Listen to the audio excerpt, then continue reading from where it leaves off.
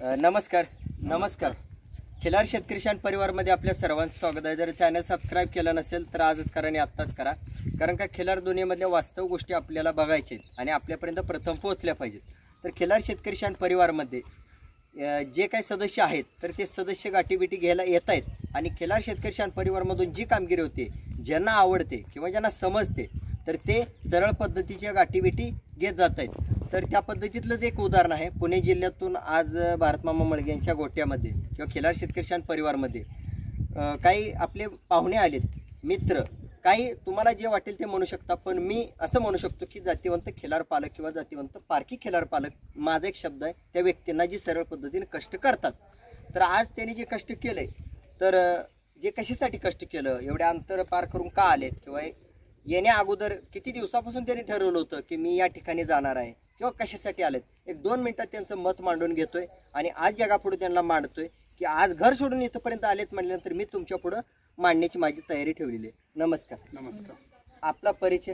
मी अशोक गोविंद कौदरे, प्रसिद्ध बैलगाडा मालक, मावळ तालुका। आपला परिचय? गणेश तालुकडे, प्रसिद्ध गोपालक। तर आपण इकडे येण्याचं का ठरवलं किंवा कधी ठरवलं होतं, कशासाठी? 2 वर्षापासून म्हटलं होतं आम्ही, कारण की व्हिडिओमध्येच गाय बघत होतो। तर समोर बघितलं तर मला जरा बरं वाटलं। व्हिडिओपेक्षा समोर बघ गाई चांगल्या दिसतात। म्हणजे तुम्हाला वास्तव अनुभवायचं, जे वास्तव असतं, जे खरोखर काय असतं ते आपण इथं समक्ष येऊन भेटल्यानंतरच समजतं। तुम्ही व्हिडिओवरती सगळ्याच गोष्टी समजतात असं नाहीये, त्यासाठी तुम्ही ज्यावेळेस प्रत्यक्ष भेटता त्यावेळेस तुम्हाला त्याच्यात खरंच बारकाईने काही गोष्टी शिकायला भेटतात की जे खिलारमध्ये ज्या गोष्टी आवश्यक आहेत त्या काय पाहिजे किंवा कशा असाव्यात ते इथं आल्यानंतरच समजतं आपल्याला की आज प्रत्येक गायीमध्ये वेगवेगळे गुणधर्म आहेत आणि ते आपल्याला इथं येऊनच अनुभव भेटतात। अशोक भाऊ, काय उदाहरणं सांगताना की तुम्ही अनुभवलेलं की मोबाईलमध्ये बघितलं असेल नसेल, मात्र इथं आल्यानंतर एखादं उदाहरण तुम्ही चेक केलं असेल की बाबा वास्तव बघणे, मोबाईलमध्ये बघणे किंवा सोडून बघणे? आत्ता उदाहरण द्यायचं म्हटलं तर यांचा एक सर्जा नावाचा खोंड आहे, हे वासरू जाग्यावरती एकदम शांत आहे, पण सोडल्यानंतर ते कोणीही कंट्रोल करू शकत नाही, एवढं गरम रक्त आहे त्याचं। जसं आईचं रक्त आहे किंवा बापाचं रक्त आहे ते सेम त्याच्यामध्ये आहे। हे व्हिडिओमध्ये आणि समक्ष बघण्यामध्ये हा फरक आहे। अशोक भाऊ, मी वास्तवता अनुभवा म्हणतोय किंवा सरळ पद्धतीची भेट घ्या किंवा मूळ स्वरूप अनुभवा किंवा मी जाहिरातीमध्ये बाबा मूळ स्वरूप म्हणून मी उल्लेख करतो, तर त्याची खात्री लागली का आज?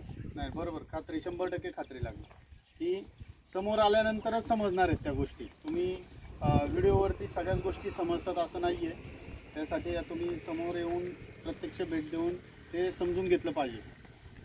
बरं अशोक भाऊ, तुम्हालाही म्हणता आलं असतं मी खूप लांबून येणार आहे किंवा आमचे खर्च जाणार आहे किंवा आमच्यासोबत पोरं असणार आहेत, आमचा वेळ वाया जाणार आहे आणि एखादी गोष्ट खरंच फिक्स मिळत असेल किंवा व्यवहार होणार असेल किंवा जर खरंच आमचा फायदा होणार असेल तर तुम्हाला तसा विचार करून निघता आला असतं का? नाही तसं आला असतं निघता, पण सगळ्याच गोष्टीमध्ये फक्त फायदाच बघणं हे असं काही हे नसतं, एवढं महत्त्वाचं नसतं।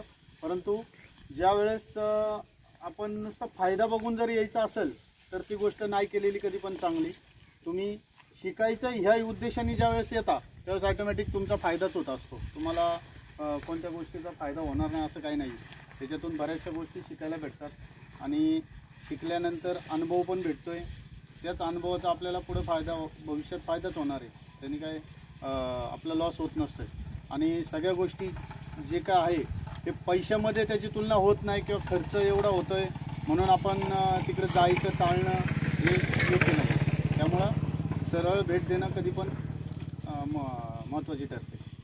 तर मंडळी, मी व्हिडिओ का बनवतो, कारण काही जणाला वेगळं वाटत असेल की इथं आल्यानंतर मन मोकळं होतं किंवा आज मनातली जी भावना आहे किंवा मनात जो अभ्यास झाला आहे, जो व्यक्त व्हायचा आहे तो खिलार शेतकरी शान प्लॅटफॉर्मवरती तुम्हाला व्यक्त करायला मिळतो। कारण तुम्ही जर घर बसल्या ह्या चॅनलचा प्रतिसाद जर व्यक्त करायचा म्हटला तर तुम्ही फोन करून व्यक्त करू शकला असता, मात्र स्वतः खर्च करून कष्ट करून 4 पोरं घेऊन इथंपर्यंत येऊन जे अनुभव तुम्ही घेणार आहे आणि तो जगापुढून मांडणार आहे, तो अनुभव आज जगाच्या जागृतीसाठी सुद्धा आणि स्वतःच्या जागृतीसाठी सुद्धा खूप महत्त्वाचा आहे। मंडळी लक्षात ठेवा, अशोक भाऊचं आभार मानतो, गणेश भाऊचं आभार मानतो आणि त्यांच्यासोबत आलेल्या खिल्लारप्रेमींचे सुद्धा आभार मानतो.